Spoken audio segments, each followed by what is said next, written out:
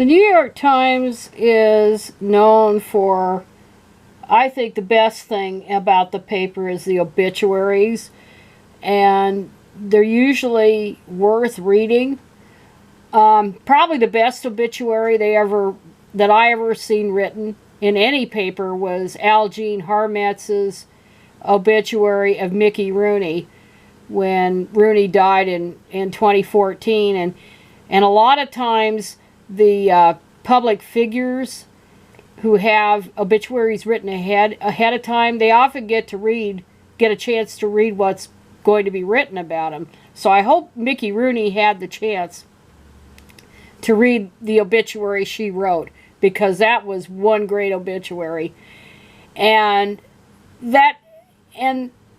so they've written a lot of good ones, and today or yesterday they wrote an obituary of sorts on the Republican Party. And this isn't a piece by an independent author, and I'm sorry about this screen because this is a paywall thing again, and I copied and pasted it.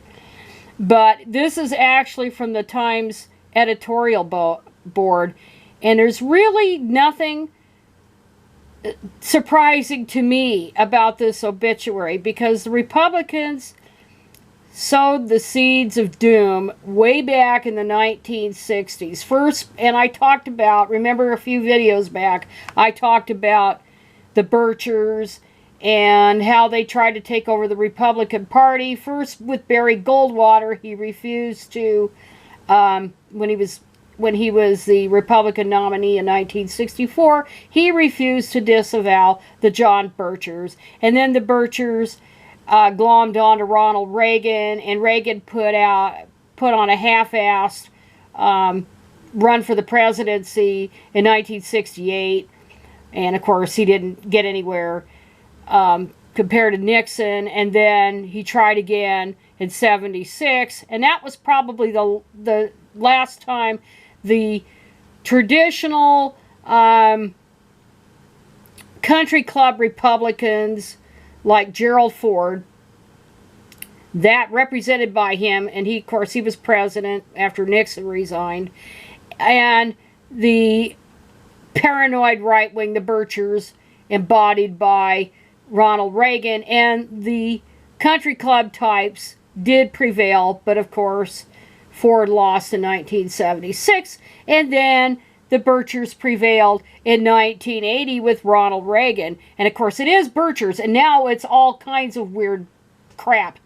It's even worse than that. It's white nationalists, it's the quote-unquote evangelicals, when they're charismatics, and Pentecostal types. They're misnamed evangelicals because not all evangelicals, and not even most of them, are of the holy roller type.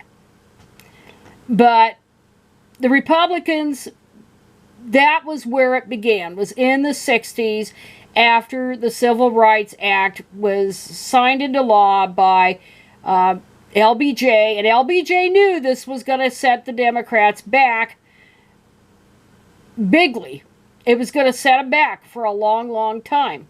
And so the Republicans grabbed those Dixiecrats that left the party, mostly from the Confederacy, the South, and Wallace had a bunch of them. So the Republicans didn't glom onto him right away, or encourage him right away, because Wallace had that, but Nixon and his people, they saw an opening, so they went on this law and order crap in the 60s, and then later it was busing and all this other crap, and it was all racist code.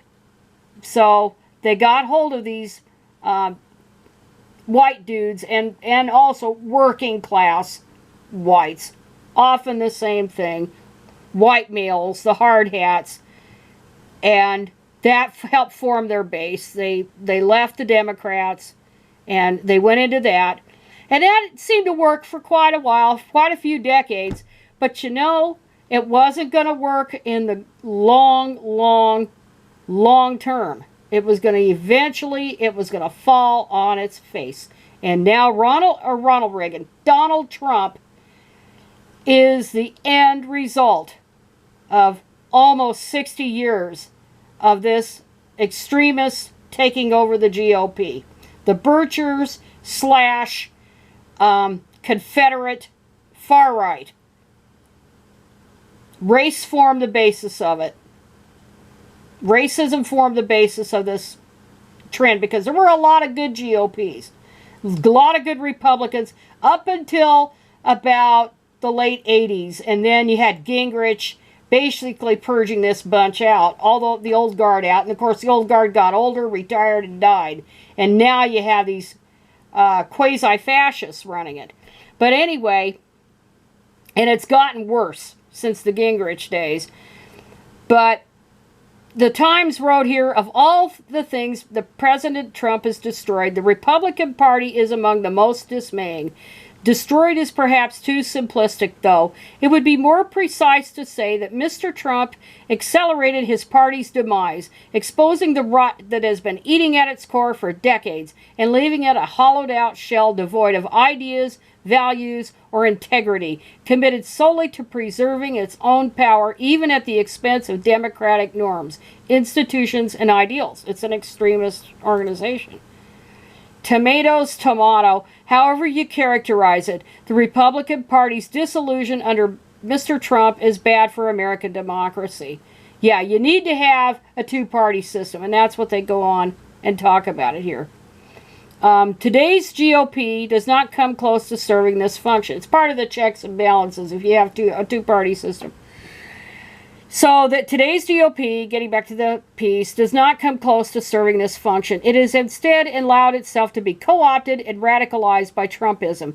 Its ideology has been reduced to a slurry of paranoia, white grievance, and authoritarian populism. Its governing vision is reactionary, a cross between obstructionism and owning the libs. Its policy agenda, as defined by the party platform, is whatever President Trump wants, which might not be so pathetic if Mr. Trump's interests went beyond build a wall. There is no philosophical underpinning for the Republican Party anymore. The veteran strategist Reed Galen recently lamented to this board, a co-founder of the Lincoln Project, a political action committee run by current and former Republicans dedicated to defeating Mr. Trump and his enablers. Mr. Galen characterized the party as a self-serving, power-hungry gang. With his dark gospel, the president has enthralled the Republican base, rendering other party leaders too afraid to stand up to him. But to stand with Mr. Trump requires a constant betrayal of one's own integrity and values. This goes beyond the usual policy flip-flops. Whatever happened to the fiscal hawks anyway, and political hypocrisy, though there have been plenty of both?